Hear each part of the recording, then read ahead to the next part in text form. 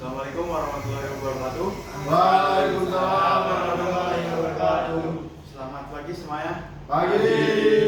Di sini Mbak Aufa Rieska Saputri akan menyampaikan presentasi tentang sambungan ulir. Dipersilakan. Oke, untuk sambungan ulir sendiri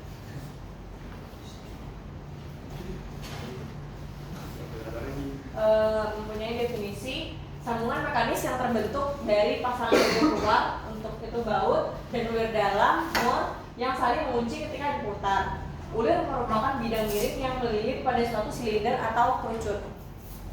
Nah, untuk jenis, klasifikasi, dan penggunaannya, jenis ulir diklasifikasikan berdasarkan profilnya, yaitu ada ulir segitiga, trapesium, persegi, dan bulat. Untuk arahnya ada ke arah kanan dan arah kiri. Untuk jumlah lajur dan penggunaan atau pengikat dayanya, contohnya itu ada ulir segitiga. Nah, untuk ulir ini baut atau mur umumnya, trapesium itu untuk transmisi daya, dan persegi itu untuk dongkrak, sedangkan yang bulat itu untuk fitting pipa.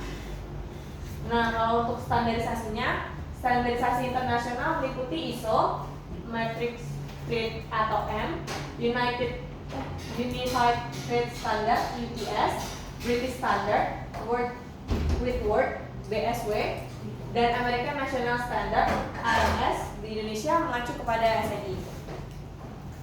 Nah, untuk tegangan dan pembebanannya, sambungan ulir ini menerima beban tarik aksial, geser, dan torsi pengencangan. Ada faktor-faktor pentingnya juga, antara lain itu adalah kualitas materialnya, tergantung panjang ulir dan efektifnya, gaya pengencangan awalnya yaitu preloadnya. Terus untuk metode perencanaan dan perhitungannya, perencanaannya mencakup diameter baut, kelas kekuatan, panjang ulir, dan gaya pengencangannya. Untuk rumusnya itu dan faktor keamanan yang harus diperhatikan. Soalnya ada 3 contoh soalnya, dan yang terakhir itu selesai.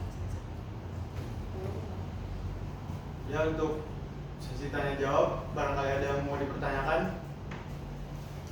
Ya, untuk Mas Faza. Perkenalkan, nama saya Pada Eka Mamat dengan NIM 2405073093.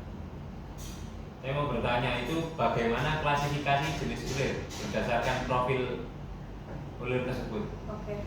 Kalau izin. Sebutkan contohnya. Contohnya juga. Ya.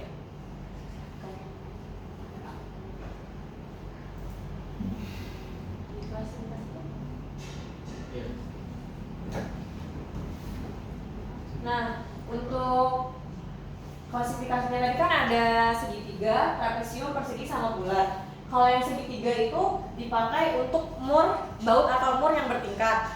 Kalau misalnya yang trapesium itu biasanya digunain buat yang transmisi daya. Kalau yang persegi itu digunain buat dongkrak biasanya. Kalau yang bulat digunain untuk pipa fitting tadi. Apakah sudah jelas, Mas Faza? Ya, cukup, Mas. Terima kasih. Pertanyaan selanjutnya untuk Mas Yoga. Baik, perkenalkan, nama saya Rizky Yoga Pratama dengan NIM 240507301103. Baik, menurut Mbak Aufa, faktor apa yang mempengaruhi kekuatan sambungan ulir? Faktor-faktornya. Ya.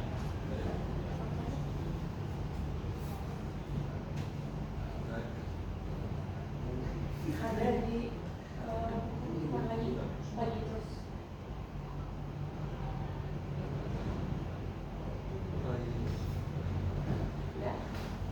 Nah, di faktor-faktor yang apa tadi? Mempengaruhi Mempengaruhi sambungan sambungannya, bukan sambungan lah, sambungan ulir. sambungan ulir, maaf. Nah, untuk faktor-faktornya itu ada beberapa, termasuk juga beban-beban yang diterima dari ulir itu juga berpengaruh. Misalnya itu ada beban tarik aksial, beban gesernya, dan beban perencanaannya. Nah, untuk faktor penting-pentingnya itu ada di kualitas material yang dipakai, terus juga ada tergantung panjang ulir yang efektif itu sampai mana batasnya. Yang terakhir itu tentang gaya yang perencanaan awalnya atau waktu di preload. gitu.